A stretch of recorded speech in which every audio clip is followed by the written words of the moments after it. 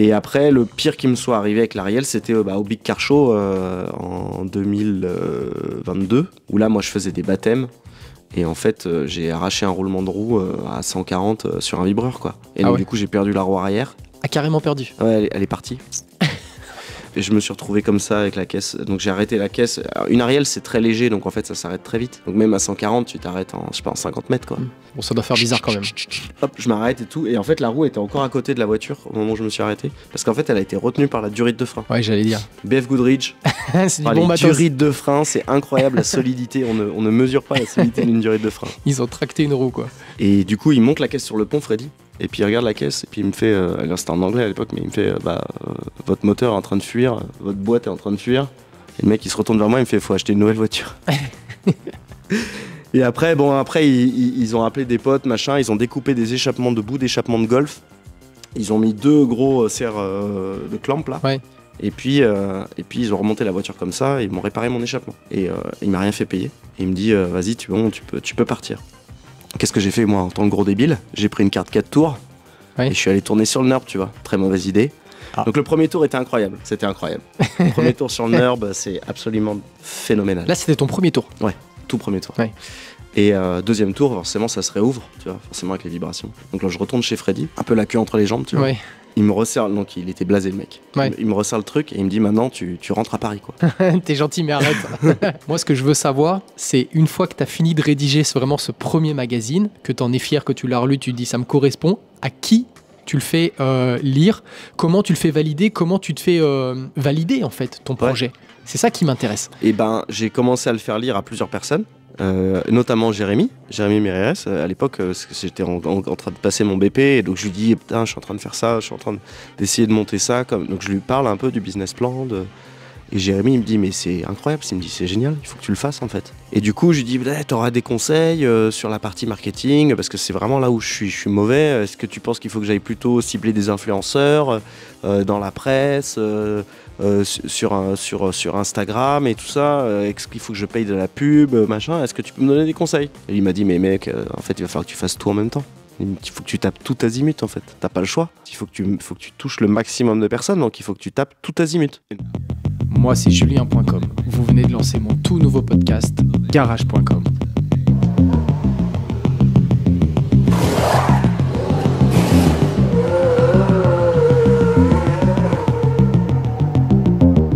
Garage.com, c'est le podcast des anecdotes automobiles. Pilotes, influenceurs, photographes, écrivains, découvrez les passionnantes aventures de nos invités, tous acteurs de leur passion pour les engins motorisés. Le podcast est également disponible en version audio seule sur toutes les plateformes de streaming. Après votre écoute que j'espère captivante, je vous invite à liker et laisser un commentaire. Vous pouvez également repartager, cela contribue énormément à la visibilité du podcast.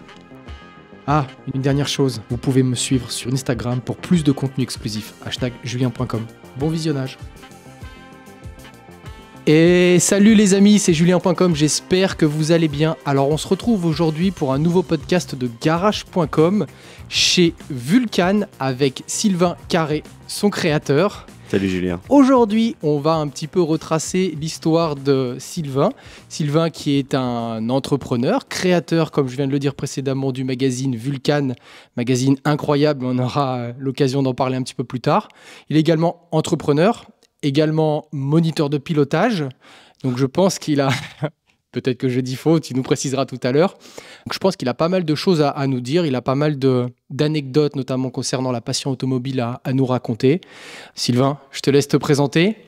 Oui, donc je m'appelle Sylvain Carré. Et alors ça fait un peu beaucoup dit comme ça, toutes les casquettes là. Ça fait pompeux. Mais grosso modo, j'ai adopté une carrière d'indépendant. Et j'ai commencé effectivement en tant que salarié. Mais si j'avais eu des directeurs différents, je pense que je serais encore salarié aujourd'hui. Ah, généralement, c'est ce qui incite les gens à passer le cap. C'est ça. Les mauvais patrons, les managers toxiques. On a tous connu ça malheureusement. Oh, même pas forcément ça, mais moi je suis arrivé dans une période où c'était un peu compliqué. C'était après post 2007-2008. Quand je suis arrivé c'était la crise, vraiment la crise, ouais. Une grosse crise. Oui, et du coup, c'était un peu compliqué de faire son trou dans des grosses boîtes. Donc, ouais. Finalement, moi, ça m'a fait embrayer vers une voie plutôt d'indépendant. Et aujourd'hui, c'est ça qui m'a permis d'en être ici. Donc, ouais. Je vais pas me plaindre. Tu nous retraces un petit peu là d'où tu viens, ton enfance ? Donc, j'ai 37 ans aujourd'hui. Vulcan, ça a démarré il y a 3 ans. Donc je suis parisien d'origine. Là, on est du côté de Lyon. Ok. Mais en réalité, moi, je suis parisien d'origine. D'accord. J'ai fait toutes mes études à Paris. Et ensuite, j'ai migré en région lyonnaise en 2013. T'as fait tes études dans quoi? Alors, moi, j'ai fait, pour ceux que ça intéresse, moi, j'ai fait un bac S. Ensuite, j'ai fait une prépa HEC S. Ah, quand même. Et ensuite, j'ai fait une école de commerce. J'ai fait l'école de commerce de Nancy, ICN à Nancy. Donc, j'ai passé 3 ans à Nancy. Et ensuite, je suis rentré, je faisais du conseil en entreprise. Donc, je suis rentré en conseil chez IBM à l'époque, IBM France, Global Business Services. Et j'ai fait à peu près 4 ans chez IBM. Ensuite, je suis parti parce qu'effectivement, chez IBM, c'était très compliqué d'évoluer. Surtout à cause du fait que la société allait mal, même si moi, là où je travaillais, c'était en pleine croissance. Et du coup, j'ai été chassé par un client en région Rhône-Alpes. J'en ai profité pour basculer en région Rhône-Alpes. Donc profil IT. Ouais, exactement. Ouais, moi, je viens de l'informatique. Ouais. Je viens de l'informatique professionnellement en tout cas. Et ensuite, j'ai créé ma première société qui était une société de consulting. Okay. Où je suis tout seul dedans, je suis indépendant. En 2015, qui coïncide aussi avec le début de la Porsche, mais on pourra en discuter. Mais grosso modo, c'est à peu près ça les étapes. Et ensuite, en 2015, donc j'ai créé ma première société. En 2018, j'ai créé la deuxième société, qui est la société du garage, là, qui m'a permis aussi de mettre à disposition mes voitures sur circuit. Donc je faisais de la location, je louais la GT86 et l'Ariel sur piste. Et je me suis ensuite mis en conformité avec le brevet de moniteur. Bon, j'avais pas faux alors. Non. Donc j'ai passé mon brevet de moniteur. Comment il s'appelle celui-là? C'est le BPGEPS. BPGEPS okay. Moniteur. Alors il y avait plusieurs distinctions à l'époque. Aujourd'hui, c'est simplifié. Ouais, avant de mémoire, il y avait karting. Ouais, voilà. Course. Il y avait karting routier, voiture de course et 4x4. Ah, il y avait 4x4 aussi. Ok. Et donc moi, j'ai routier et voiture de course. Donc je peux accompagner les clients sur la route avec des voitures de sport, de route, et aussi sur des voitures de course. C'est costaud pourtant comme formation là. Donc, oui, c'est des formations qui sont assez longues. Hein. Moi, j'ai mis à peu près 2 ans. Ouais, c'est ça. Je l'ai fait à mi-temps et j'ai mis 2 ans tout en travaillant à côté, etc. Impressionnant. Donc, c'est un peu compliqué, mais ça se fait. Et ensuite, j'ai créé Vulcan en 2019-2020. T'as un petit peu sauté la partie enfance. Généralement, une passion naît enfance, adolescence, jeunesse en tout cas. Est-ce que tu veux un petit peu nous expliquer comment tu as fait tes premiers pas dans la passion automobile? Est-ce que toi, tu es passé par la première étape scooter, 50 à boîte? Est-ce que c'est des choses qui te parlent? Alors, moi, comme je te disais, moi, je suis parisien. Donc, du coup, j'ai grandi à Paris. Donc, à Paris, moi, j'avais accès à tous les transports, etc. Transports en commun. Donc, globalement, moi, j'ai pas fait de mobilette étant jeune. Moi, j'ai démarré ma passion automobile quand j'avais autour de 11 ans. Okay. Et c'était par les jeux vidéo en fait. Vraiment le premier jeu où j'ai eu un déclic, et je sais pas pourquoi, je sais pas l'expliquer, parce que moi je viens pas du tout d'une famille passionnée d'automobile. Je suis vraiment un cas un peu à part. Okay. Et j'ai commencé avec Need for Speed 2. On parle de ça en 98, quelque chose comme ça. Enfin non, même avant. Need for Speed 2, ça doit être 95. Et après, vraiment, les premiers jeux que moi j'ai poncés, c'était effectivement Need for Speed 3 en 98. Et j'avais déjà des volants à l'époque. C'était les tout premiers volants sur PC. Ouais, c'était sur PC, ouais, c'était sur PC. Et puis après, j'ai développé une espèce de passion pour le pilotage en fait, plus que les automobiles. Et ensuite, Porsche 2000. Après, il y a eu plein de jeux, mais moi j'ai appris à piloter aussi sur Colin McRae par exemple. Le premier Colin McRae. Moi j'ai beaucoup joué au premier Colin McRae. Cool.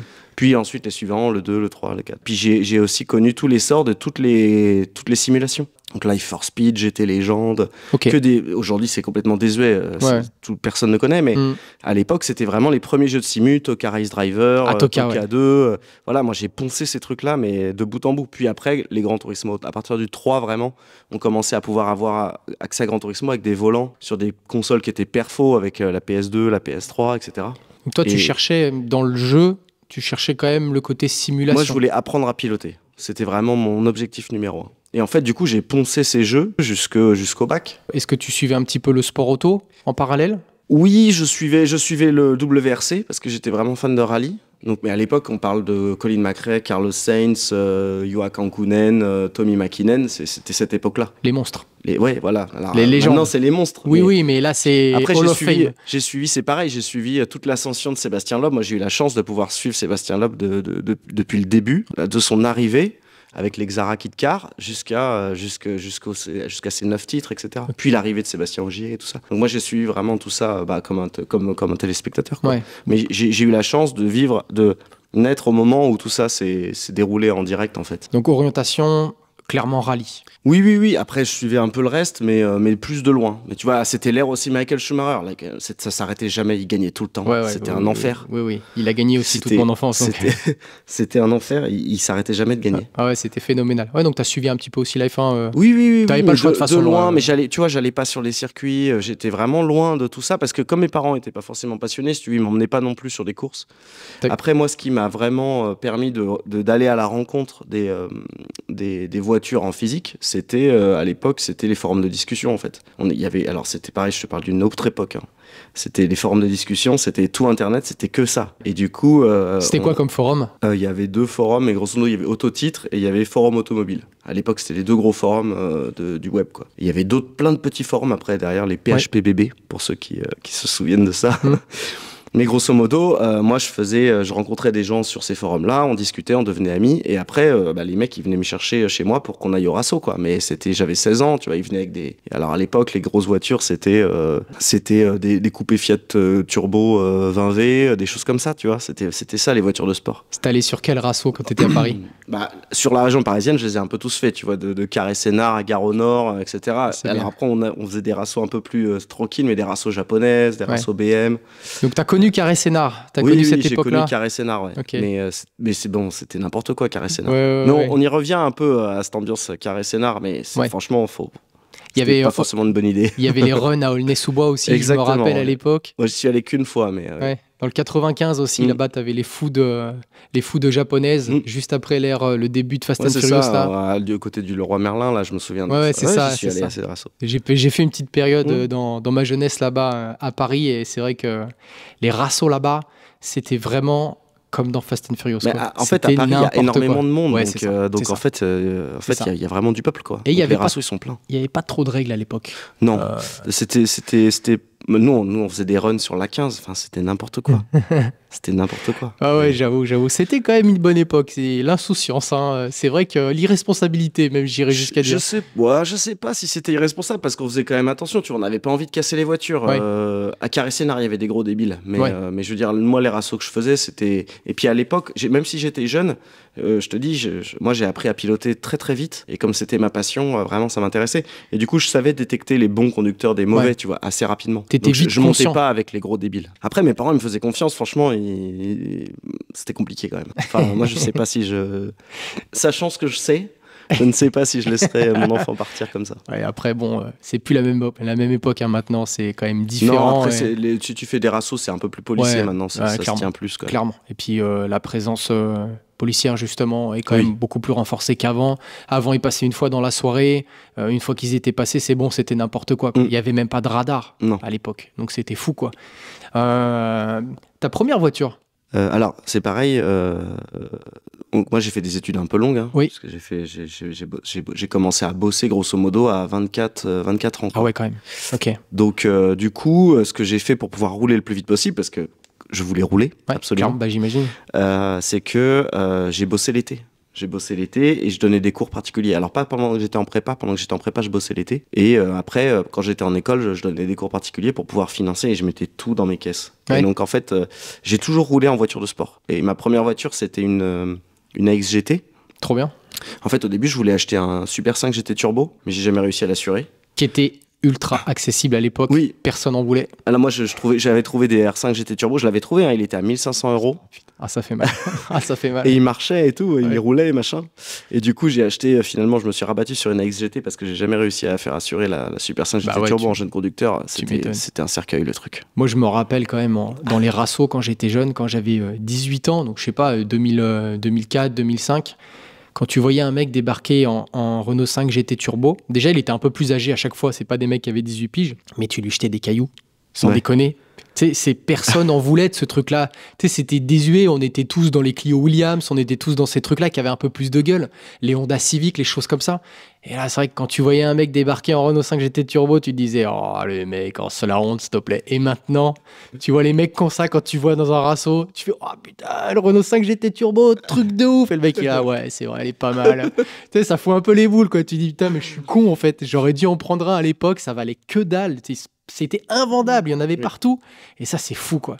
Moi, j'avais des potes qui en avaient des super propres et ils mettaient le petit chiffon au-dessus du compteur pour pas que les compteurs ils délavent, tu sais. Parce qu'en fait, t'as une espèce de casquette, les compteurs ils sont orange et si tu fais pas gaffe avec le soleil, bah tes compteurs ils sont orange en haut mais rose en bas, quoi. Ah, ils étaient déjà Et conscients coup, de ça. Ah ouais, mais ils mettaient les petits chiffons et tout.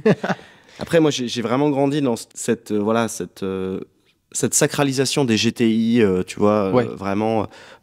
Donc, j'ai tout essayé, les Renault 21 Turbo, les 309 GTI 16, les 205 GTI. T'as pas attendu l'ère des Youngtimers, la Fame, pour t'intéresser à ces voitures? Non, parce que à l'époque, moi, mes copains, ils roulaient là-dedans et ça coûtait pas cher et les voitures, elles étaient cliniques. Tu vois, mais mes copains, ils achetaient des 309 GTI 16, ça valait 3000 €. Ouais, voilà. Et elles avaient 120 000 km. Voilà. Moi, mon AX, à l'époque, je l'avais acheté 1400 €, elle avait 140 000 km. Et donc, je roulais avec ça pendant que j'étais étudiant, jusqu'à ce que l'embrayage commence à rendre l'âme. Donc, je faisais de la piste et tout. Hein. Ah ouais? Oui. C'est quoi tes premiers circuits? Le premier circuit que j'ai fait, c'était le Val de Vienne. Ah ouais, quand même. Avant AX. Ouais, t'es pas allé à Morpa ou des choses comme ça, t'as fait direct un vrai circuit. Oui. Okay. Bah oui, parce que j'accompagnais déjà mes amis sur les vrais circuits et donc j'avais envie de rouler sur des vrais circuits, quoi. Tu l'avais préparé un petit peu déjà? Non, on avait juste viré tous les sièges, la banquette, le machin. Ah quand même, tu l'avais vidé? On l'avait vidé, mais vider une AX, ça se fait en 2 secondes. Hein. Oui, c'est vrai. Par contre, frein stock et tout? Tout stock. Pneus? Tout stock. Ah ouais, pneus Skia. Mais j'avais rien, j'avais pas d'argent, donc si tu veux, j'avais pas de quoi changer les pneus, c'était compliqué pour moi. Et donc, je l'ai poncé, cette AX. Je l'ai poncé, et du coup, l'embrayage a commencé à rendre l'âme. Je l'ai échangé contre une 924 à redémarrer. 924, ok. Une Porsche 924 à redémarrer, que j'ai jamais réussi à redémarrer. C'est vrai? Non. Un des premiers échecs. Déjà, échanger une AX contre une Porsche, à l'époque, c'est quand même fort. Oui. Bah, après, elle était pourrie. Hein. Du coup, fort de cet échec, j'étais étudiant encore, hein, j'étais à Nancy déjà. Fort de cet échec, j'ai fait un prêt étudiant là, pour les fournitures, là, 2000 € à taux zéro. Et j'ai acheté une autre 924 roulante. C'est bizarre, j'entends ça à chaque fois. Je sais pas à quoi servent les prêts étudiants, mais ça sert jamais à financer les études. Ah, c'est terrible. En gros, tous les trucs foireux pour acheter une voiture de sport, j'ai tout essayé. Ah, t'étais piqué, quoi. J'ai tout essayé. Donc, j'ai prêt étudiant pour acheter la 924, roulante cette fois. Elle était déglinguée, mais elle était roulante. 1500 balles, la 924. Oh la vache. Je suis allé au NURB avec. Ah ouais? Je pourrais te raconter ça plus tard, mais je suis allé au NURB avec. Et après, j'ai tout, comme je te dis, les plans foireux, je les ai tous essayés. J'ai acheté une BMW 328 A2 avec un copain pour faire du circuit. Mauvaise idée. Et puis, au bout d'un moment, j'ai commencé à gagner un peu d'argent. J'ai acheté une Caterham neuve. J'étais le premier en France à acheter une Caterham en leasing. Ah ouais? J'ai négocié le leasing. Je suis allé chez un des concessionnaires. Il était à Lille à l'époque. Et en fait, j'y suis allé avec le tableau de financement que j'avais moi-même simulé sur Excel. Simuler un tableau de financement de leasing, c'est pas évident. Ah ouais. Donc j'avais simulé le tableau de financement de leasing en disant voici les conditions que je veux. Et au bout de 3 échanges, ils sont allés voir avec la banque, avec mon tableau Excel. Ils ont dit oui, c'est bon, ça passe en fait, c'est bon, c'est réaliste. C'est bon, c'est un gars qui a fait prépa, je sais, c'est bon. C'était incroyable. Et du coup, ils m'ont signé mon leasing sur ma Caterham. J'ai jamais perdu autant d'argent que ça, mais... Énorme. Mais j'ai roulé en Caterham neuve j'avais 23, 24. Ouais, 24. C'était quoi comme moteur? Alors, elle était magnifique. C'était une Super Light 120. Donc, j'avais tout le châssis de la R300, mais le moteur 1,6 litre dedans. Ok, 1,6 litre. Et j'avais des gros freins, les voiles larges, elle était jaune, comme le jaune Sirius Très beau. des Renault, là, Renault Sport, avec 2 bandes noires. Aussi pailletée? Elle était pailletée. Ah ouais, ok. La peinture tricouche, là, qui coûte une blinde. Impressionnant. Et elle était ultra cool, cette voiture. Et je l'ai gardée 3 ans. Et là, on parle de quelle année, là, à peu près? On parle de 2011. Non, je l'ai acheté en 2011. Donc, ça veut dire que ton époque 924, où tu allé sur le NURB avec... C'était en 2008, 2009. Totalement, avant même le fait que ça soit connu sur les réseaux sociaux. Le NURB, c'était un truc de puriste, quoi. Les réseaux sociaux, moi j'ai connu le début des réseaux sociaux. Ouais, t'as connu Facebook. Exactement. Le début de Facebook, machin, où on filmait ce qu'on mangeait, tout ça. Ouais, c'est ça. Mais dans le coup... Tu sais, les posts où je vais mal, t'attends que les autres te répondent, tu vois. Ça c'était l'enfer. Ah ouais, t'as connu AOL et tous ces trucs-là. ICQ et machin et tout ça. Ouais, bien sûr. Ah, c'est énorme. Mais ouais, dans le coup, c'est quand même fou parce que t'étais vraiment un passionné et même limite un puriste parce que le NURB, personne connaissait. Alors moi, le Avant- NERB, par exemple, j'ai découvert avec Gran Turismo. Enfin, je le connaissais le circuit avant. Et dès que Gran Turismo, moi, j'attendais que la sortie de Gran Turismo 4 parce qu'il y avait le NERB qui avait été modélisé Ok. pour la première fois dans un jeu vidéo. Là où on a commencé à se rendre compte que ce circuit était fou. Exactement. Et du coup, à l'époque, il y avait un magazine allemand qui s'appelait Sport Auto. Ils avaient fait un guide de la trajectoire du NERB en 70 pages. Et c'était virage par virage, tu vois. Et j'ai passé une journée complète sur ma Simu à apprendre les trajectoires une par une, virage par virage. Énorme. Énorme. Et aujourd'hui, ça m'a servi et je le refais de temps en temps. Pas forcément avec ce guide-là, parce que maintenant, il y a d'autres guides qui sont sur YouTube où c'est vraiment... Ça dure 2 heures et c'est virage par virage. Et tu sais, les repères, ils ont changé un peu. Les Ouais. guides, ils ont changé. Ouais, même au niveau du revêtement et tout, ils leur font Exactement. Donc, ça vaut le coup des fois de se remettre à jour. Trop Mais bien. le NERB, ouais, c'est un truc de malade. Et moi, j'y vais une fois par an depuis 2010. En pèlerinage. Ouais. Ah, non, mais c'est fou. Je voulais juste revenir là-dessus parce que, effectivement, c'était un milieu totalement de puristes et absolument inconnu. Oui. J'avais même jusqu'à dire, ouais, avant 2014, 2015. C'était le tout début des boîtes de location. Ah ouais. Sur le NERB, Ok. quand j'y suis allé en 2009, c'était vraiment le tout début. Et la première fois sur le NERB, c'était n'importe quoi. Parce qu'en fait, moi, j'y allais, j'étais encore étudiant. Donc, j'avais ma 924 merguez, là. Et j'avais eu des problèmes avec mon échappement. J'avais cassé mon échappement plusieurs fois sur des petits rassos, enfin, en roulant avec des potes. Et on avait remonté l'échappement à la va-vite, un échappement neuf. Oui. Mais on l'avait mal serré, en fait. Et du coup, sur l'autobahn, en allant au NERB, je recasse l'échappement. Les soudures, elles lâchent. Et je me retrouve avec un échappement cassé en deux en arrivant là-bas, tu vois. J'étais dégoûté. C'était un dimanche. On devait tourner le dimanche matin, dimanche après-midi. Du coup, on demande à l'hôtel pour pouvoir faire réparer la voiture. Et ils nous envoient à l'époque à Adenao. Adenao, c'est de l'autre côté du circuit par rapport à Nürburgring. C'est de l'autre côté. C'est là où il y a la passerelle là, qui passe au-dessus. Ouais, très bien. Et derrière Adenao, il y avait un petit garage qui s'appelait à l'époque, c'était Renforing en fait. Ok. Une boîte de location, aujourd'hui, c'est une boîte de location qui est assez grosse. Oui, clairement.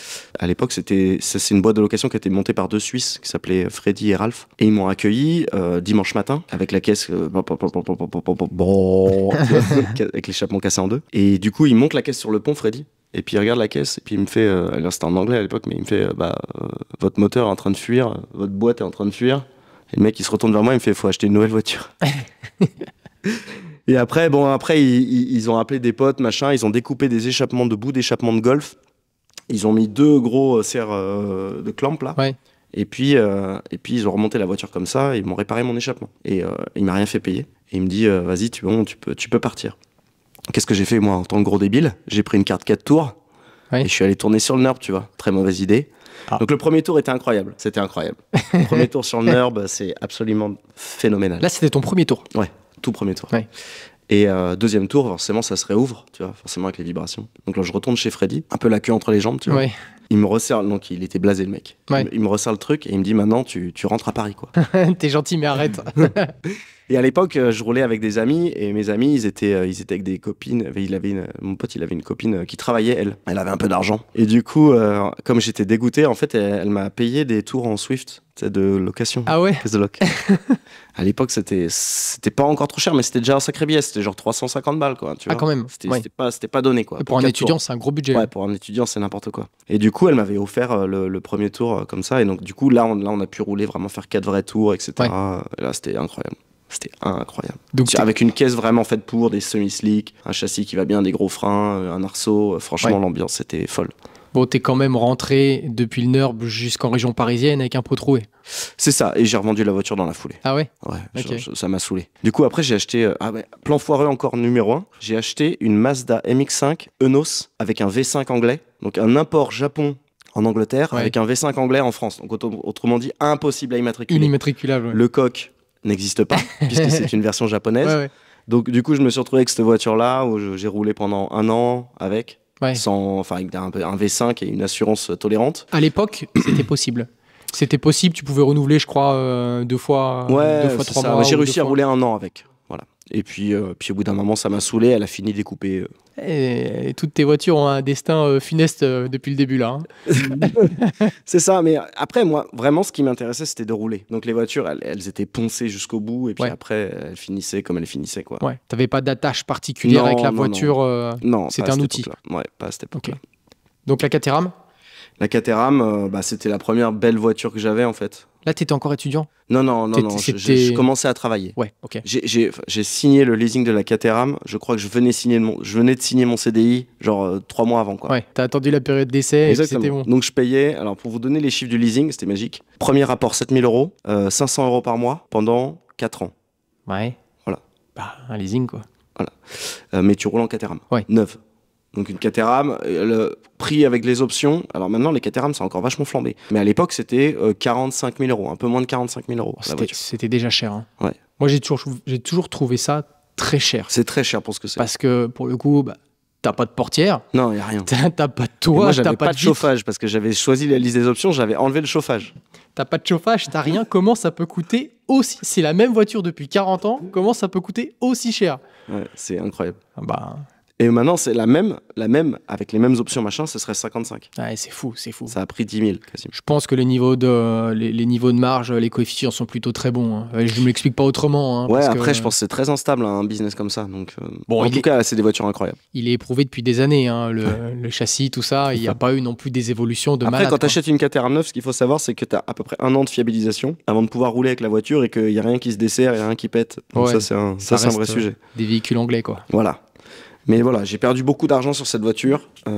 J'ai perdu quasiment, sur les 3 ans, j'ai dû perdre 30 000 euros, un truc comme ça. Ah putain. Parce que t'avais pas fait avec une option d'achat, tu l'as pas racheté? Non, je l'ai pas racheté parce qu'il fallait que je la vende pour pouvoir pour pouvoir lancer ma nouvelle boîte, il fallait que je la vende. Par contre, là, t'as pu commencer à jouer sérieusement sur circuit? Oui. Alors la Caterham, par contre, je faisais quasiment 10 journées circuit par an. Ah, quand même? Oui. Ah oui. Oui, okay. Là, je commençais à rouler beaucoup. Mais après, rouler en Caterham, ça coûte rien. Les freins, ils durent quasiment 2 ans. Alors, en roulant sur piste. Hein. Ouais, non, mais les c'est pneus, super léger. Tu fais 5-6 sorties avec. Donc, franchement, c'est vraiment pas cher. Je viens du monde de Lotus, c'est à peu près similaire. Et c'est vrai que ça, c'est les avantages des voitures light, quoi. C'est que pour le coup, tu te fais plaisir.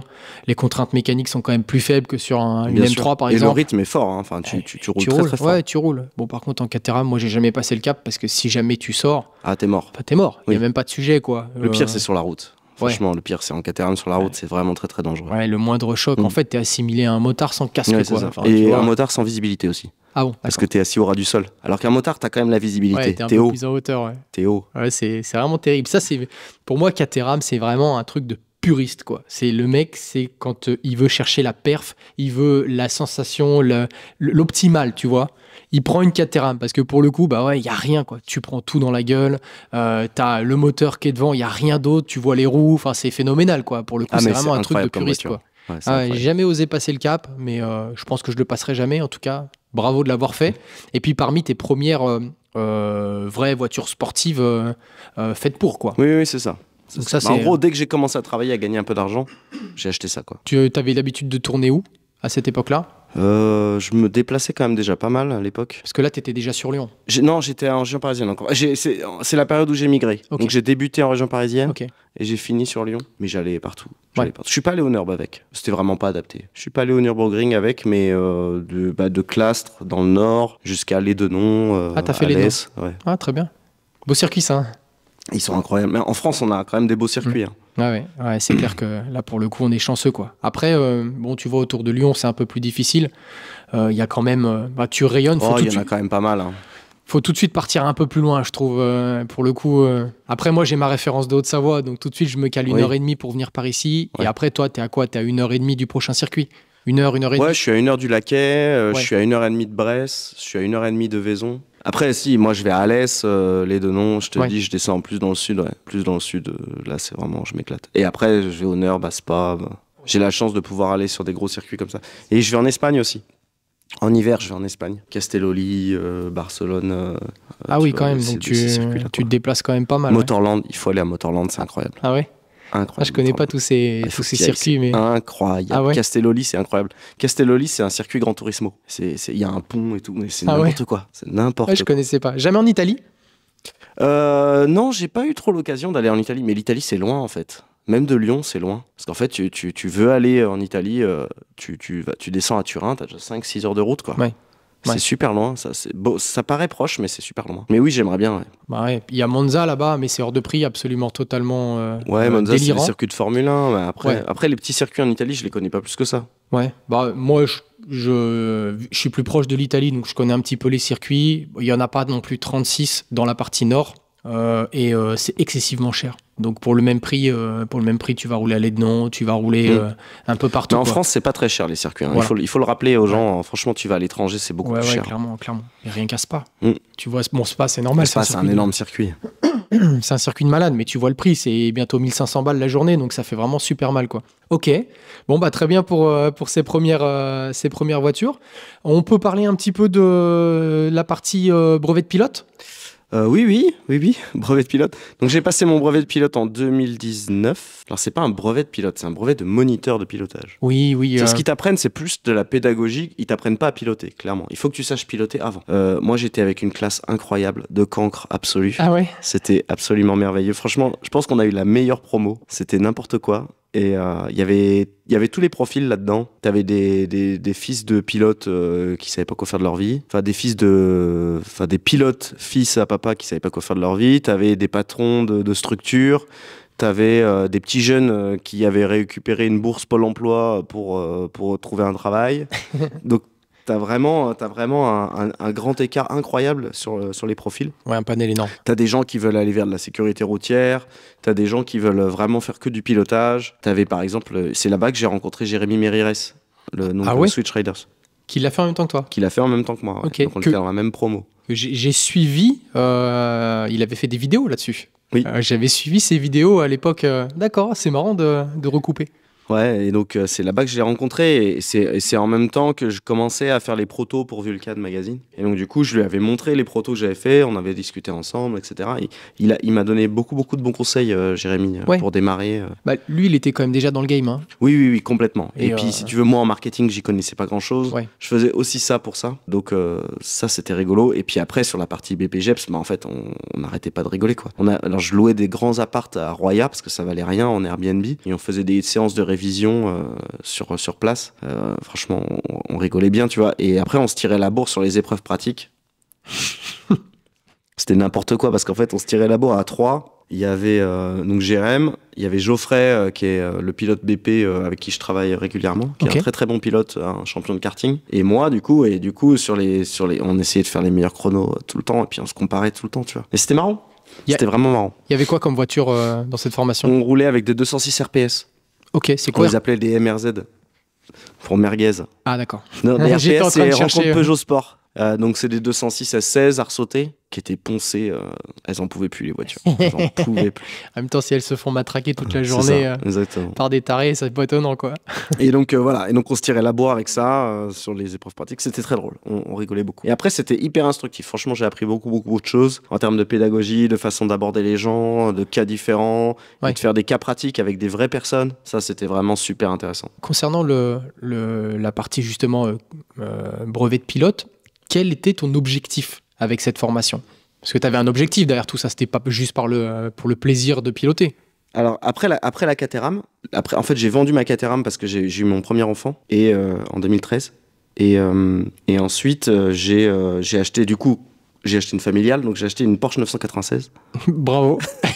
Belle familiale. Il me fallait une voiture familiale. Oh, l'insolence. Et ensuite, j'ai acheté la GT86. Et puis, au bout d'un moment, ma fille commençait à être un peu plus grande. Et du coup, je me suis remis à faire du circuit. Et là, j'ai acheté l'Ariel. Okay. Parce que depuis, en fait, je traîne avec des mecs qui ont des Ariel depuis 2006. Ariel Atom. Ariel Atom. Avec un K20 dedans. Avec un K20. Donc moi, j'ai connu les premières Ariel, les Atom 2, qui sont arrivés en France en 220 chevaux, puis en 300 chevaux. Avec le compresseur. Voilà. K20, moteur de la Honda Civic Type R EP3. Là, ça, c'était les Atom 2 avec le moteur de la EP3. Okay. Et ensuite, il y a eu les Atom 3 avec le moteur de la FN2. Ah ouais? Le K20 Z4. Ah bah j'ai loupé un épisode alors. D'accord. Donc après les Atom 3 avec le moteur de la FN2, le moteur était différent et dans l'Ariel il était positionné différemment. Et donc moi j'ai acheté une Atom 3 avec une évolution de l'Atom 3 qui était la 3.1, peu importe, mais en gros ça faisait 310 chevaux, 650 kilos et c'est pareil, j'ai repris le même rythme que j'avais avec la Caterham en termes de rythme de circuit. Donc je faisais 10 à 12 sorties par an. Ouais. Oh la vache. Et là je suis allé au Nord, je suis allé à Spa, je suis allé à plein d'endroits. Ouais. Je me suis gavé. Avec une voiture quand même exigeante. Alors, c'est du pilotage pur. Et comme moi, j'étais fan de pilotage, bah, ça m'allait très bien, tu vois.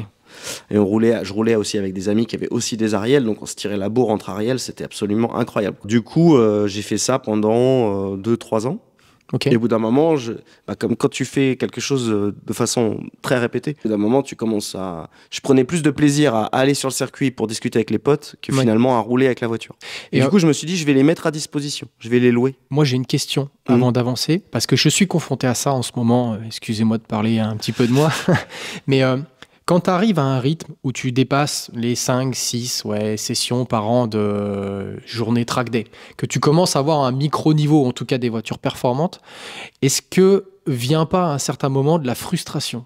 Parce que les track day, tu es quand même sans cesse obligé de faire attention à toi, de faire attention surtout aux autres, de modérer ton rythme. C'est compliqué. Est-ce que toi, tu as ressenti et tu ressens à un certain moment cette chose-là? Moi, je sais que de plus en plus, les track day, j'y vais pas en marche arrière, mais je me dis ça va encore être relou parce que je vais pas pouvoir dépasser comme ça, même si moi je sais que je fais super attention. Je vais pas pouvoir avoir tel rythme parce que on va me dire ouais, mais là il y a des débutants, faut faire gaffe.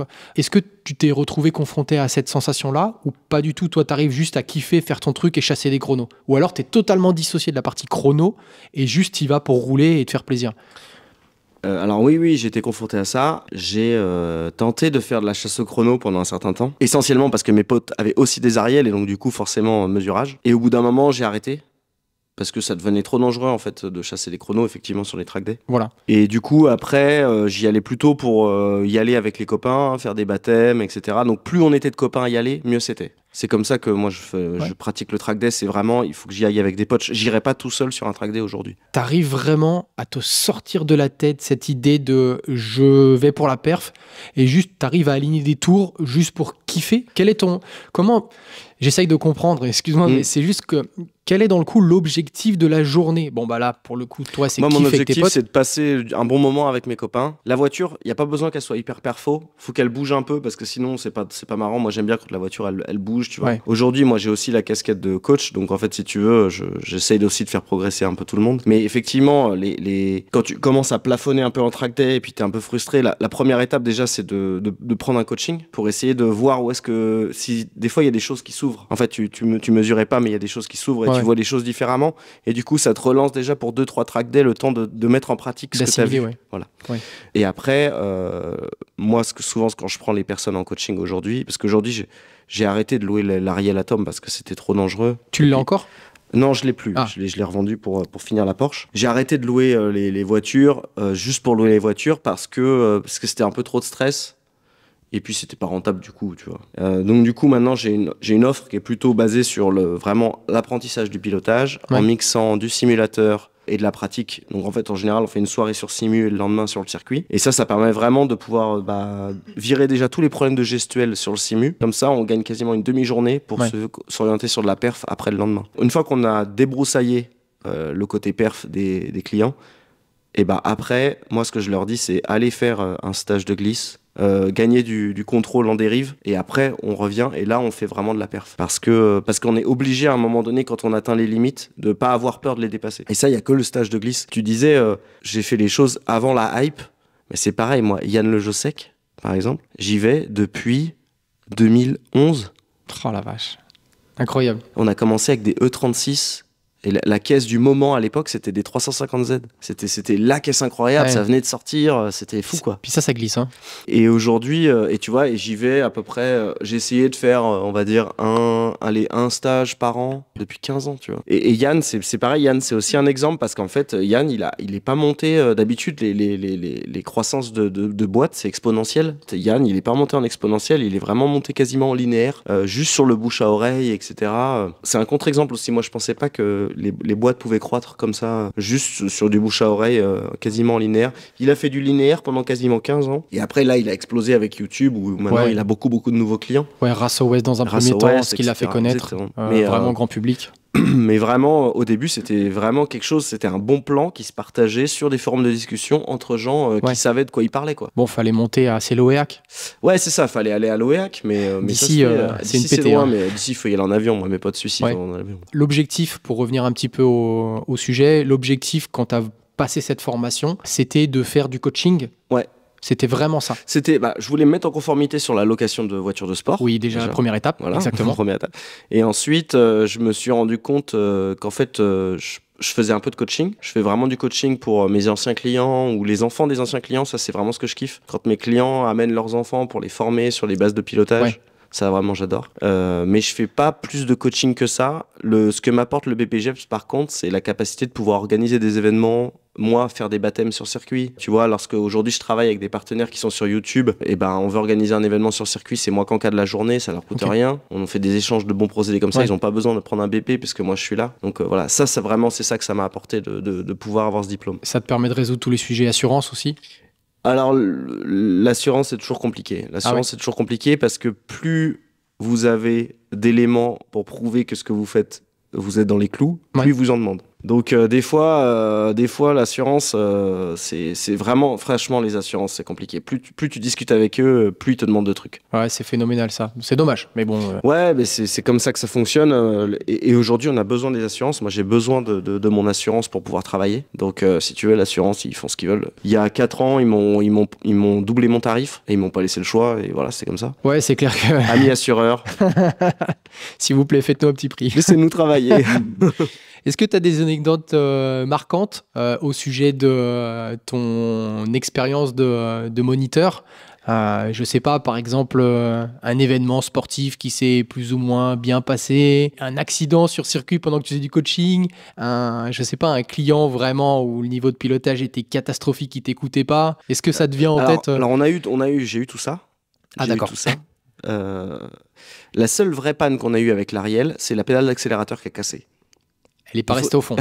Il faut savoir que non, elle n'est pas restée au fond. C'est juste que en fait, l'axe est tellement long, il n'y a pas de butée sur l'accélérateur sur les atomes 2 et 3. Donc si vous avez une atome 2 et 3, top tip, mettez une butée sur l'accélérateur. Sinon, au bout d'un moment, à force d'accélérer à fond, et j'avais un client un peu bourrin qui a accéléré à fond et il a cassé la pédale en deux, quoi, sur l'axe. Putain. Donc ça, c'est la seule panne qu'on a eue sur l'Ariel. Ensuite, j'ai eu effectivement des clients. Le problème que j'avais avec l'Ariel, souvent, c'est que pour partager le coût de la journée, les gens, ils pouvaient venir à 2 ou 3. Alors 3, j'acceptais vraiment dans certaines conditions, etc. Et le problème, c'est que souvent, il y avait le pote qui savait piloter, qui disait... Oh, c'est trop bien, on va louer une Ariel. Et il emmenait un pote avec lui qui savait rien. Et donc, si tu veux, la question, c'est comment tu gérais le gars qui avait aucune notion de pilotage, tu vois, sur une voiture comme ça, quoi. Toi, tu montais toujours à côté?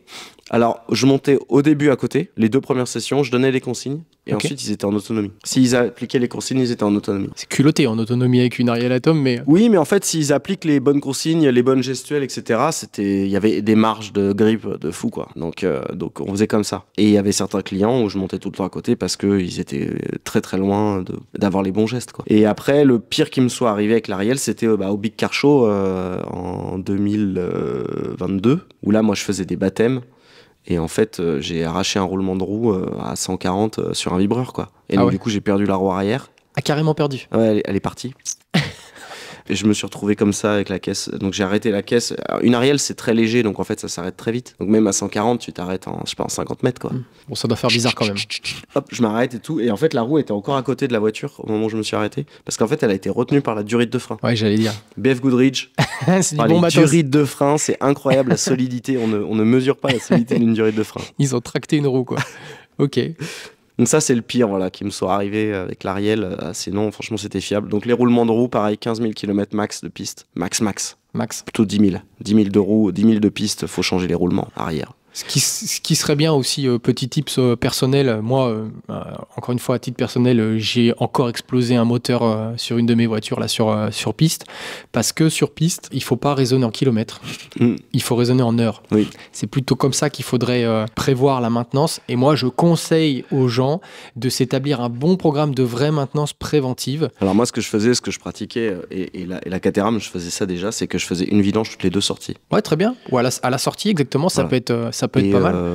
Une vidange toutes les 2 sorties et une vidange de boîte toutes les 2 vidanges. Ouais, très bonne idée. Ça, c'était mon rythme de préco. C'est le rythme que je continue d'utiliser aujourd'hui. C'est-à-dire que si je fais de la route, essentiellement de la route avec la GT, je vais faire 10 000. Dès que je fais 2 sorties, hop, je vidange. Moi, dans mon plan pour des voitures vraiment performantes, un petit peu préparées, j'établis même un plan de maintenance avec un nombre d'heures pour les coussinets de bielle, les choses comme ça, toutes les 50 heures par exemple. Tu vois, sur mon plan de location, par exemple, quand je louais les caisses, j'avais compté dans l'amortissement de la voiture le changement de moteur, par exemple. Ah, très bien. Non, mais c'est essentiel, ça. C'est vrai que c'est souvent négligé. Même aujourd'hui, on a des possibilités pour pouvoir suivre ça vraiment sérieusement. Avec les analyses d'huile, par exemple. Tu fais une analyse d'huile, tu vois le taux de fer, le taux de métaux dans ton huile. Ça te donne une idée d'un petit peu où en est ton moteur.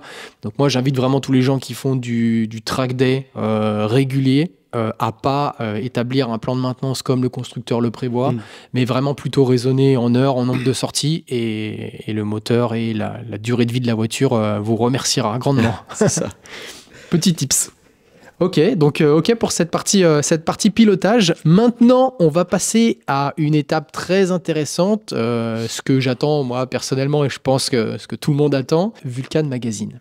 Déjà, d'où ça te vient? Alors, Vulcan Magazine, il faut savoir qu'en gros, en 2019, donc moi j'ai créé ma société en 2015, donc en 2019, tout allait bien. Donc moi j'étais marié, j'avais ma femme. 2019, tout pile avant le Covid. Tout pile avant le Covid. Tout allait bien. Alors c'était avant le Covid. Ouais, c'était avant le Covid. Juste avant le Covid. Ouais, c'est vrai que tout allait bien à cette époque-là. Tout allait bien, je gagnais très bien ma vie, j'avais mon Ariel, j'avais ma petite famille, je suis à Lyon, je suis très très bien. Et j'ai fait une sorte de dépression. Alors j'ai un peu honte, mais j'ai fait une dépression à ce moment-là. Boring out. Exactement. Et en fait, je savais pas quoi faire. Je me disais, bah en fait, c'est bon, je suis arrivé quoi. Et du coup, qu'est-ce que je fais quoi? Je commençais à m'ennuyer à conduire mon Ariel sur piste, alors que tu vois, j'aurais 15 ans, je me serais baffé, je te jure. Et du coup, j'en discute avec ma femme. Et je me dis, il faut que je trouve un truc. J'avais envie de lancer un vrai truc, parce que même si j'avais déjà créé ma première société, tu vois, c'est pas un vrai truc que tu crées, quoi. Et donc, du coup, j'avais dit, j'ai envie d'apporter un vrai produit sur le marché, quelque chose qui apporte vraiment de la valeur. Et du coup, j'ai commencé à faire un espèce de moi-même, une étude de marché de la presse. Et ce que j'ai vu, c'était pas brillant, tu vois. Alors, c'est encore pire aujourd'hui. Mais déjà, à l'époque, c'était vraiment pas brillant. Le modèle de vente du magazine, quand même, c'est incroyable, parce que pendant des années, ils ont vendu de la pub aux gens et les gens payaient pour ça. C'était assez incroyable. On était sur des chiffres de vente où un sport auto, ça s'est coulé à 60 000 exemplaires par mois. Aujourd'hui, s'ils font 6 000, c'est beau.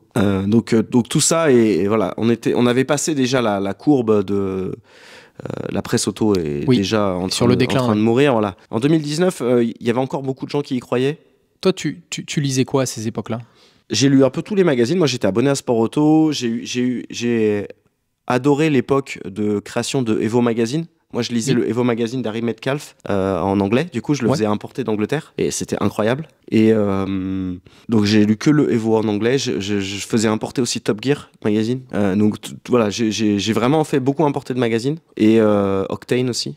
Et puis en France, je lisais un peu Échappement. J'étais abonné à Speedster Magazine parce que j'adorais les Porsche déjà. Et donc c'était ça un peu. Gros consommateur déjà. Ouais. Et quand j'étais plus jeune, je lisais beaucoup Option Auto à l'époque. Donc c'était très tuning. Mais moi j'étais fan de Frédéric Lardenois qui écrivait de façon incroyable. C'était unique dans le monde de la presse. Parce qu'on va y revenir après, mais toi, tu as une patte, tu as une touche, ta façon d'écrire. Déjà, avant Vulcan, tu avais déjà ciblé le style d'écriture qui te plaisait. Exactement. J'ai beaucoup travaillé sur qu'est-ce que je voulais mettre dans Vulcan en termes de style d'écriture et en termes de façon d'écrire, de façon de décrire ce dont je voulais parler. Et en fait, aujourd'hui, les gens, ils bug sur l'aspect physique du papier, parce que le magazine est très beau, parce que comme on distribue pas en kiosque et qu'on vend que sur Internet et qu'on vend tous nos numéros, on peut se permettre d'imprimer sur du super papier. Et donc on est entre le magazine et le livre à ce niveau. Et du coup, les gens déjà, ils bug quand ils voient l'aspect du magazine. Très qualitatif. Et puis après, il y a vraiment que les lecteurs qui arrivent à vraiment se plonger dedans. Et là, ça se lit comme une BD, quoi. C'est vraiment prévu pour se lire comme une BD. Est-ce que tu avais déjà un passif d'écriture ? J'écrivais déjà pour des espèces de blogs à l'époque quand j'étais jeune, tu vois, mais pas plus que ça. Après, moi, j'ai beaucoup écrit pendant mes études. Mais j'ai développé vraiment le style d'écriture de Vulcan Magazine, je l'ai développé plus tard. Je l'ai développé en faisant pareil, un benchmark de tout ce que j'aimais. J'ai analysé pourquoi j'aimais ce que je lisais. J'ai essayé d'identifier les éléments qui me plaisaient. Donc tu vois, il faut mettre de l'humour, il faut mettre des comparaisons beaucoup, il faut essayer de... J'ai analysé aussi mon expérience en tant que lecteur et en tant que pilote. C'est-à-dire que quand on a 15 ans, parce que j'ai beaucoup de lecteurs qui sont très jeunes, quand on a 15 ans, on a du mal à imaginer ce que c'est de conduire une GT86 ou une GT3, tu vois, de voir quel est le feeling de la direction, etc. L'idée, c'était de dire à quoi je peux rapprocher l'expérience du feeling de direction à quelque chose que tout le monde connaît, tu vois. Et c'est ça l'idée, c'est d'essayer de faire en sorte que les gens se rendent compte par des choses qu'ils connaissent eux, de ce que ça peut donner comme sensation. Et donc du coup, on va comparer les sons à des sons que les gens connaissent, on va comparer le feeling à des feelings que les gens connaissent, tu vois. C'est très intéressant parce que tu as vraiment une approche limite analytique pour sûr, mais limite scientifique des choses. Oui, bien sûr. Mais ça, je pense que c'est issu de ta formation, mais c'est très intéressant. C'est que tu n'es pas dans l'émotion, quoi. C'est analysé, c'est réfléchi, c'est assez précis. Il y a la passion derrière tout ça, mais il y a une grosse partie analyse, étude que j'avais pas forcément mesuré. Ouais. Et par exemple, tu vois, le fait de faire un numéro sur un modèle. Alors ça, c'est totalement innovant. Voilà, c'est innovant parce que c'est pareil, j'ai étudié un peu le truc et ça nous permet deux choses. Ça nous permet, de jouer sur la fibre de collectionneur un peu des clients. C'est-à-dire que le client, une fois qu'il en a, s'il a le 2, le 7, le 8, il va avoir envie d'avoir ceux qui sont au milieu, tu vois. Clairement. Et puis ensuite, ça permet de continuer à vendre les numéros. Aujourd'hui, je vends des numéros de la saison 1 encore aujourd'hui. Ouais. J'en vends un paquet. Il n'y a pas d'autres magazines qui arrivent à vendre des magazines sortis il y a 3 ans. Une fois que c'est passé, c'est passé. Voilà. Alors que moi, je continue à vendre tous les numéros. Les gens, ils vont sur le site. Les nouveaux clients, ceux qui viennent pour découvrir, parce qu'on leur en a parlé, etc., et ils font leur shopping, ils piochent les numéros qui les intéressent, ils les lisent, ils disent « Ah putain, c'est cool !» Et du coup, j'ai acheté le 2, le 4, le 8, du coup, il me faut le 3, le 1, le 2. Ces magazines servent aussi de référence pour le modèle, donc ça, c'est plutôt intéressant. Je vois mon frère qui est pas du tout japonaise, qui est un mec de BM, et c'est un mec de glisse, de drift. Il est littéralement, à cause de toi, tombé amoureux de l'Integra Tipper. Il m'en parle tous les jours. Tous les jours. J'ai acheté la semaine dernière sur un de tes events le magazine avec l'ITR et puis la S2000 parce que je l'avais pas celui-là. Je me suis dit il faut que je le lise parce que pour qu'il tombe amoureux de cette voiture, en plus une japonaise qui braille, qui a pas de couple, je me suis dit là, parce que moi je connais très bien l'Integra Tipper, il faut que je lise, il faut que je comprenne comment Sylvain a réussi à rendre amoureux mon frère qui est un mec qui déteste les japonaises. Donc ça c'est plutôt phénoménal. Et par exemple, tu vois, j'ai un client là, il m'a envoyé un mail parce qu'après moi j'adore avoir les retours des clients, j'adore ça. Et j'ai un client, il m'a envoyé un mail, il me dit putain, le magazine sur la S2000, il est incroyable. J'ai une S2000, il me dit t'as répondu à des questions, je pensais pas que j'allais avoir la réponse un jour, tu vois. Il me dit par exemple, sur la S2000, j'ai tous mes potes qui me disent putain, tu sens le VTEC et tout. Mais moi sur la S2000, je le sens pas le VTEC. Ouais, je dis mais oui, mais moi je t'explique pourquoi tu le sens pas le VTEC. Très linéaire le F20. Parce que sur les nouveaux moteurs là, t'as un calage variable des arbres à cam que t'avais pas sur le B18. Ouais. Et donc en fait le B18, effectivement, tu sens à mort le VTEC, alors que sur le moteur des S2000, tu le sens plus parce que t'as de l'avance. Et c'est ça qui fait qu'ils ont lissé la courbe de couple. Pareil, ça c'est de l'info de puriste parce que tout le monde s'en branle. Hein. C'est de l'info de puriste, mais du coup les gens, ils ont les éléments pour répondre à leurs amis, tu vois, de dire bah ouais mais moi t'inquiète, j'ai de l'avance, tu vois, c'est super rigolo, ça j'adore. Ouais, c'est vrai. C'est vrai que moi je suis plutôt team B18 C6, clairement le moteur de l'Integra Tipper phénoménal, le VTEC très très violent. Donc ouais, ça c'est vraiment, ça me parle. Et c'est 2000 beaucoup plus linéaire, mais je savais pas pourquoi. Donc tu vois, maintenant j'ai ma réponse, c'est très bien. Donc tu vois, c'est toutes ces petites réponses là, et ça c'est vraiment de la valeur ajoutée qu'on met au service des passionnés. Et c'est pour ça que Vulcan est reconnu, et c'est ça que je cherche à donner aux gens, quoi. Pour revenir vraiment sur la genèse, ça te vient en tête. Tu commences à faire une petite étude de marché, tu fais ta petite tambouille scientifique pour essayer de savoir ce que tu veux mettre dedans. C'est quoi la suite? Comment t'avances dans ce projet-là? Parce que là, c'est de la découverte totale. Le monde de l'édition, c'est quand même un délire. Est-ce que tu as des références en termes de photographes? Est-ce que toi-même t'es photographe? Comment tu fais? Même toute la partie projection financement, est-ce que tu attends un retour sur investissement? Est-ce que tu attends d'en vivre? Vraiment toute la deuxième partie de ton projet. Une fois que tu as décidé vraiment ce que tu voulais faire, comment tu le construis? Donc j'ai commencé par faire l'étude de marché. Ensuite, j'ai fait le prototype. Donc j'ai fait un premier prototype. Donc là, j'ai contacté des gens qui font de la mise en page. J'avais commencé la partie texte. J'ai contacté des photographes. À l'époque, le premier photographe que j'ai contacté, c'était sur les conseils de potes. Et c'était Joris Clair. Donc, très bon premier photographe. Hein. Très bon photographe. Un des meilleurs du marché. Joris Clair, bon feeling, on s'amuse bien, on fait les premières photos. L'Integra Tipper, elle était à moi, je l'avais. tu étais déjà en capacité de rémunérer le photographe? Ouais. Donc, En fait, le premier proto, c'est moi qui l'ai payé. En gros, j'ai payé le photographe. La voiture, je l'avais achetée exprès pour. Donc, j'achète la voiture. C'est ultra couillu. Parce que tout le monde serait parti, je sais pas, sur une Clio Williams, sur quelque sur une chose. Porsche. Si tu veux pas prendre de risque, tu fais une Porsche. Oui, sur une Porsche.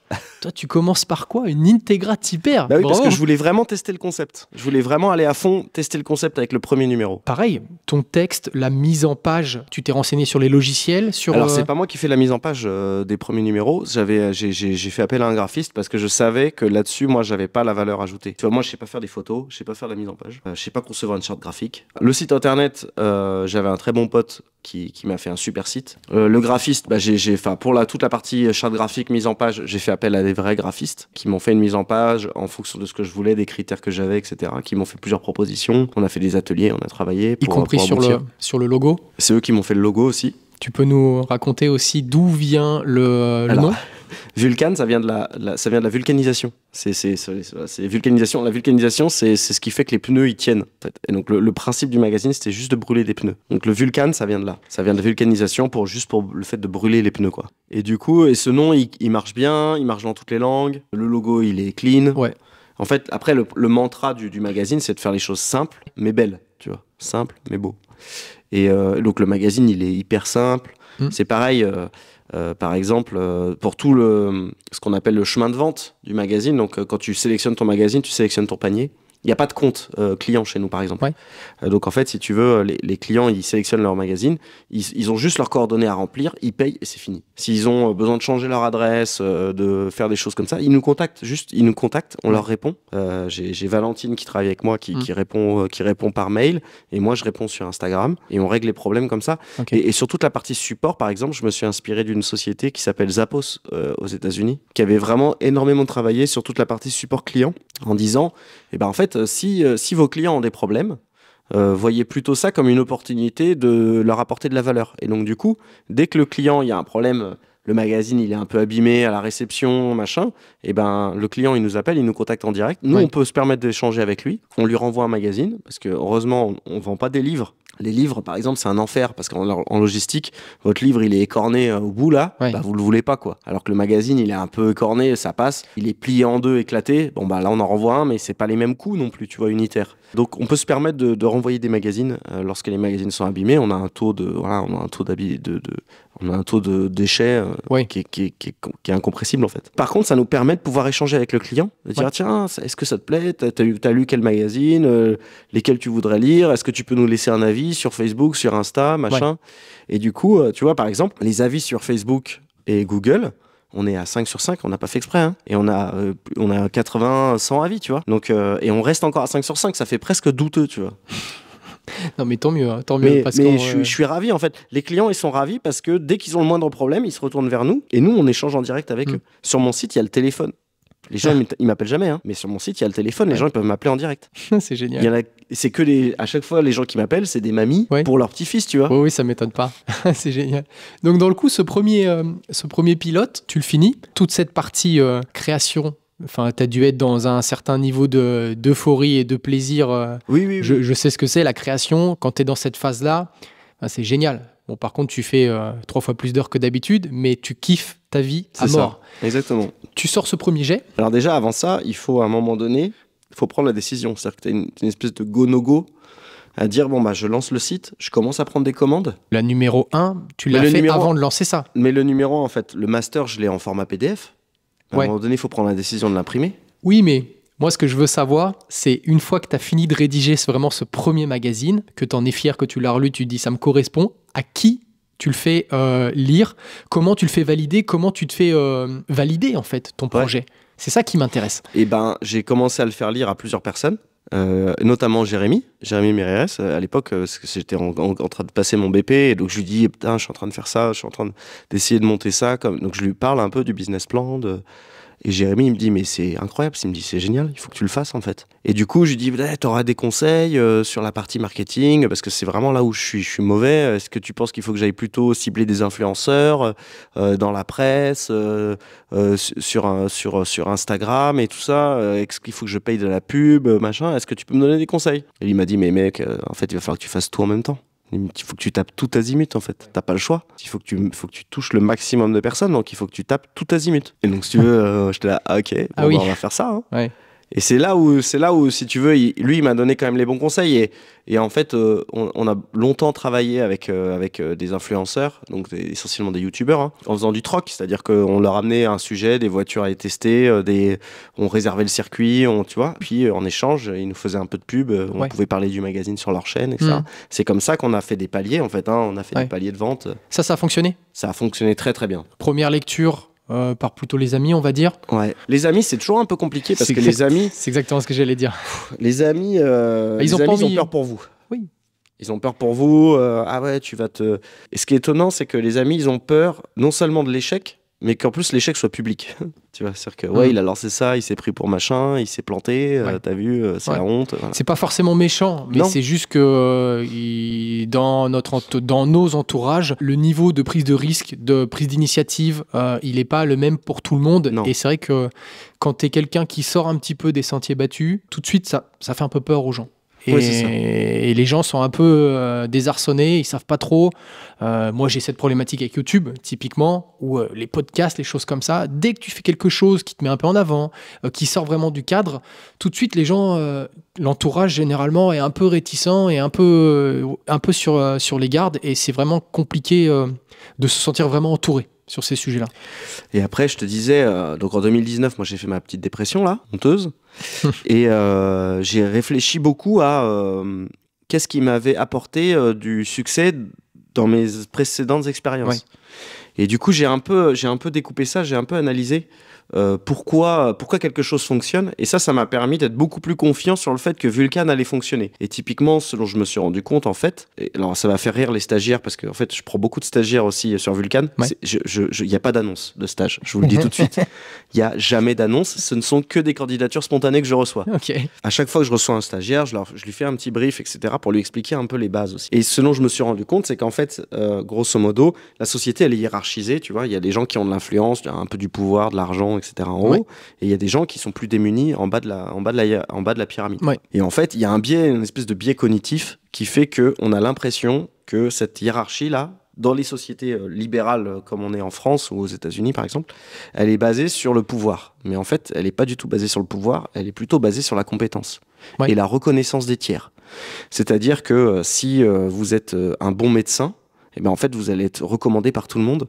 Et c'est ça qui va faire que les clients vont aller à vous. Ceux qui ont tout ont encore plus, parce qu'en fait, ils sont recommandés par tout le monde. Et donc, du coup, ils ont encore plus de clients. Et c'est parce qu'eux sont pleins que ensuite les suivants ont des clients. Et c'est comme ça que ça fonctionne. Et je me suis dit, donc du coup, en fait, ça fonctionne sur la reconnaissance, elle fonctionne sur le principe du fait que les gens inspirent confiance à leurs clients. Si tu inspires confiance à tes partenaires, si tes partenaires, ils savent que lorsqu'ils vont travailler avec toi, donc tes partenaires, ça va être les clients, les fournisseurs, les youtubeurs avec qui on travaille, etc. Ici, ils savent que, 1, ils vont pas se faire niquer, 2, ils vont pas se faire trahir, tu vois, et que tu vas assurer, et ben en fait, ils ont confiance. Et comme ils ont confiance, ils vont dire aux autres, mais c'est lui, tu peux lui faire confiance. Le seul moyen que les gens aient confiance en toi, c'est de s'interdire absolument de mentir. Ça, c'est un principe de base.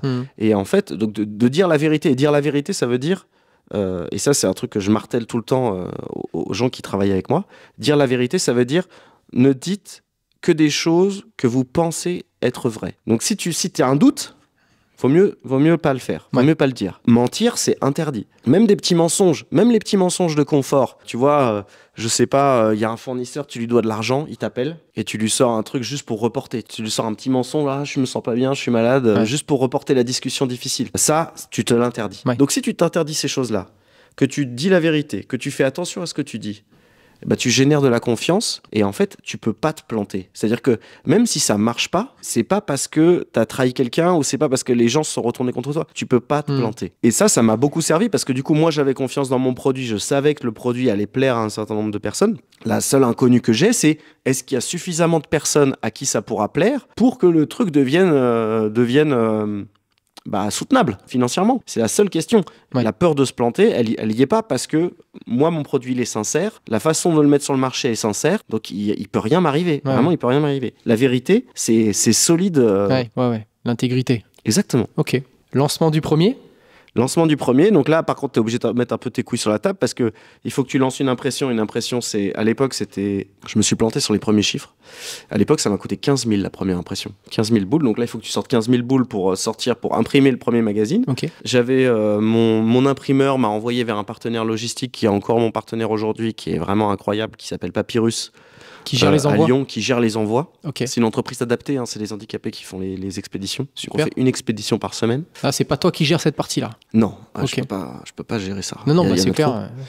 Et donc toutes les palettes de magazines. Moi, j'ai quelques magazines ici pour les événements. Mais c'est Papyrus qui a les palettes de magazines qui sont expédiés. Et après, le site web.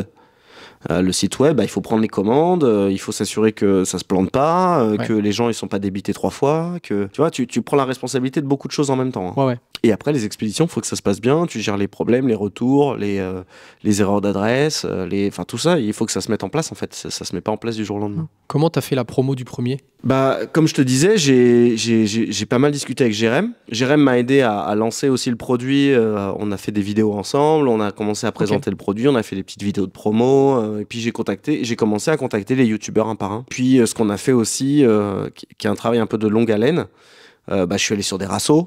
J'ai fait de la vente sur le capot, sur des rassos, de la vente en direct pour faire découvrir le produit. Et c'est super dur quand t'as que un magazine à donner envie d'adhérer au projet. Ouais.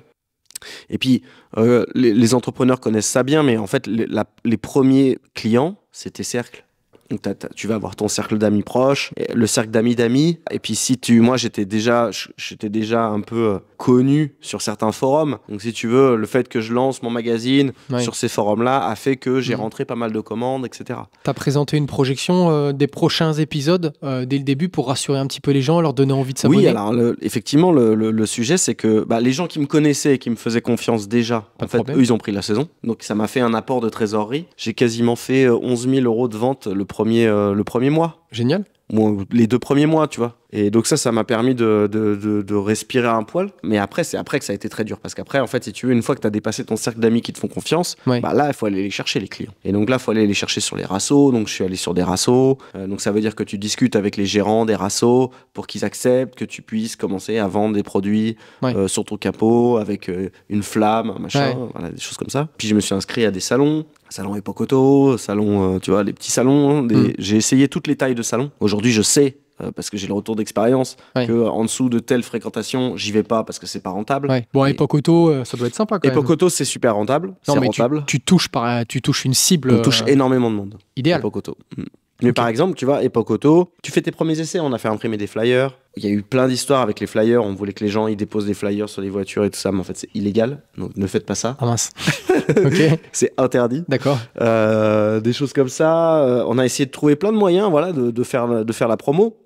Époque Auto, par exemple, il y a 80 000 visiteurs. Nous, on arrive à écouler 3 000 flyers. Ça veut dire qu'on échange avec 3 000 personnes sur 80 000. Donc si tu veux des Époque Auto, tu peux en faire 10 avant d'être vraiment connu et de croiser que des gens qui connaissent déjà. Notre problème aujourd'hui, c'est qu'effectivement, les gens ne connaissent pas le magazine encore. Alors que ça fait 3 ans que moi, j'ai l'impression de me démener. Tu vois, donc il faut qu'on trouve d'autres moyens aussi pour aller toucher des gens qui sont pas forcément sur Internet. Donc les salons, ça permet de toucher des gens qui sont pas sur Internet. Les rassos, pareil. Ouais, clairement. Au niveau du business model, ce qu'on s'aperçoit, c'est que la pub est très peu présente. Les pubs, c'est que des partenaires qui nous aident. Exactement. Donc en fait, on fait du troc. Et quand on a fait la deuxième, au bout de 2 ans, on a changé la mise en page.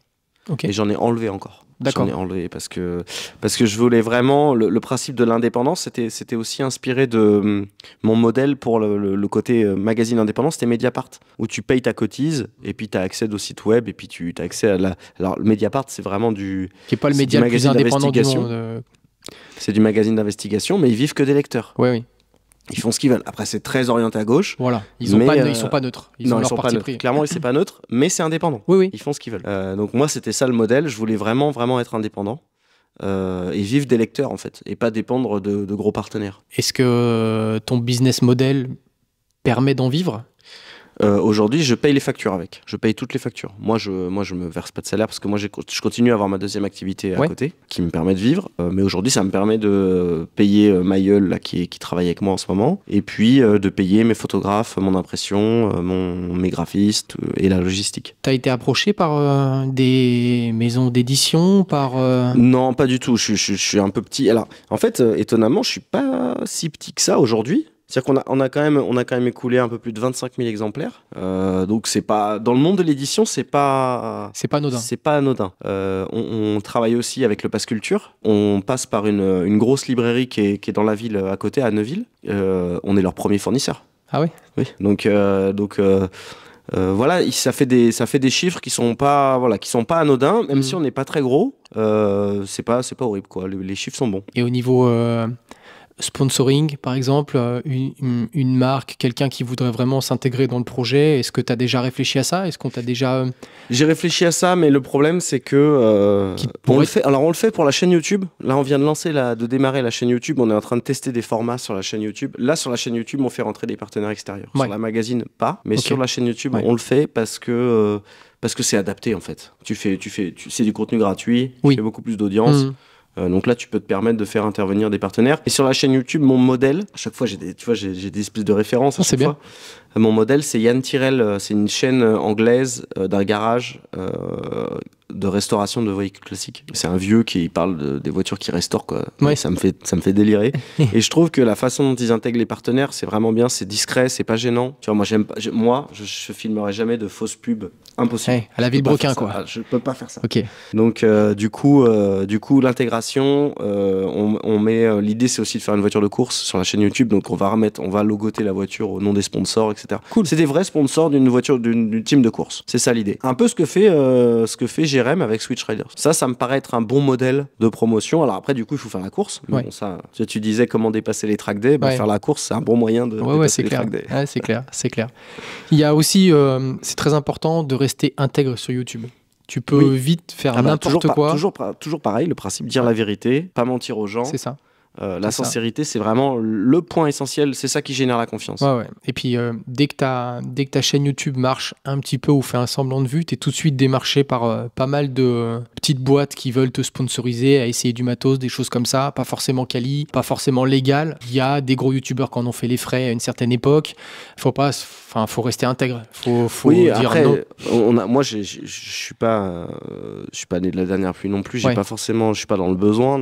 Donc en fait, si tu veux, ces gens-là, j'en parle même pas. C'est bien. Mais je le dis aussi pour les plus jeunes d'entre nous qui voudraient à tout prix peut-être prendre tout ce qu'il y a à prendre.